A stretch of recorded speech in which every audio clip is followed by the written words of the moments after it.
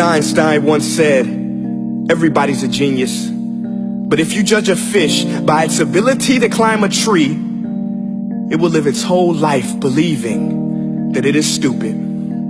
Ladies and gentlemen of the jury, today on trial we have modern day schooling. Glad you could come. Not only does he make fish climb trees, but also makes them climb down and do a 10-mile run. Tell me, school, are you proud of the things you've done? Turning millions of people into robots, do you find that fun? Do you realize how many kids relate to that fish swimming upstream in class, never finding their gifts, thinking they are stupid, believing they are useless? Well, the time has come, no more excuses. I call school to the stand and accuse him of killing creativity, individuality, and being intellectually abusive.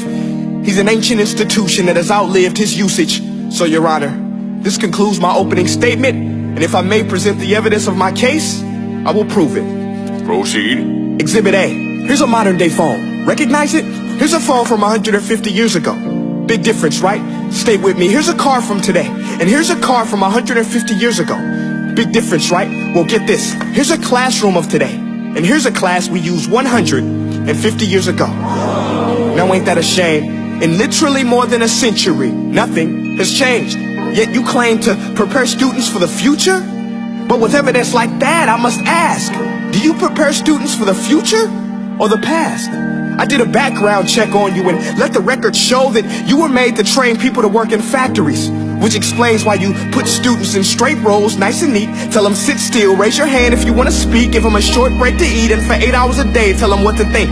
Oh, and make them compete to get an A letter which determines product quality, hence grade A of meat. I get it. Back then, times were different. We all have a past. I myself am no Gandhi. But today, we don't need to make robot zombies. The world has progressed. And now we need people who think creatively, innovatively, critically, independently, with the ability to connect. See, every scientist will tell you that no two brains are the same. And every parent with 2 or more children will confirm that claim.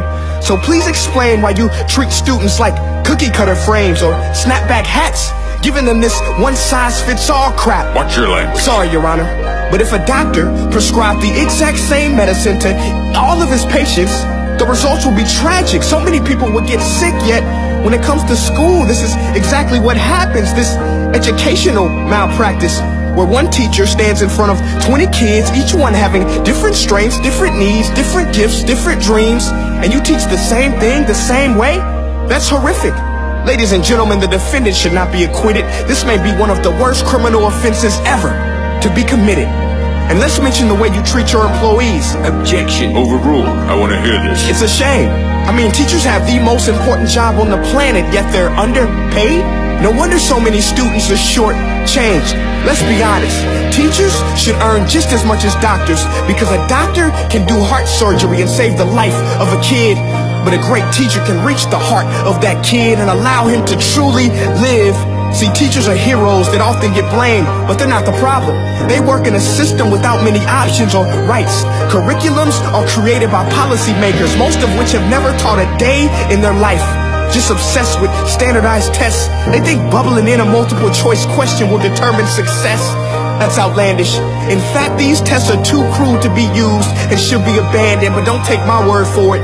Take Frederick J. Kelly, the man who invented standardized testing, who said, and I quote, "These tests are too cruel to be used and should be abandoned." Ladies and gentlemen of the jury, if we continue down this road, the results will be lethal. I don't have much faith in school, but I do have faith in people. And if we can customize healthcare, cars, and Facebook pages, then it is our duty to do the same for education, to upgrade it, change it, do away with school spirit, because that's useless. Unless we're working to bring the spirit out of each and every student, that should be our task. No more Common Core. Instead, let's reach the core of every heart in every class. Sure, math is important, but no more than art or dance. Let's give every gift an equal chance. I know this sounds like a dream, but countries like Finland are doing impressive things. They have shorter school days. Teachers make a decent wage. Homework is non-existent, and they focus on collaboration instead of competition. But here's the kicker, boys and girls. Their educational system outperforms every other country in the world. Other places like Singapore are succeeding rapidly. Schools like Montessori, programs like Khan Academy. There is no single solution, but let's get moving.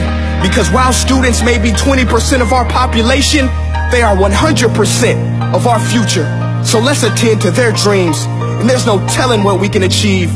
This is a world in which I believe, a world where fish are no longer forced to climb trees. I'll rest my case.